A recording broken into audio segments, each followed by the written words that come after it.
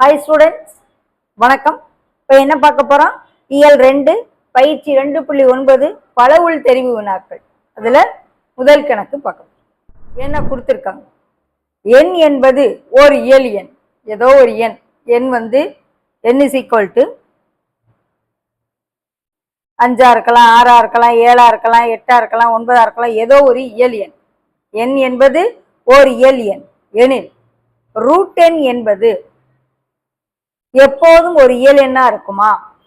எப்போதும் ஒரு விகிதமுறா எண்ணா இருக்குமா? எப்போதும் ஒரு விகிதமுறு எண்ணா இருக்குமா?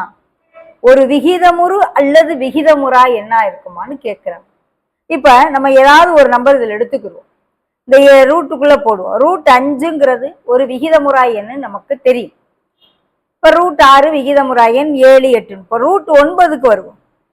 ரூட் 9னா வர்க்கமூலம் கண்டுபிடிக்க முடியும் 3. அப்ப இது விகிதமுறு எண். இது ரூட் 5ங்கிறது விகிதமுறா எண்.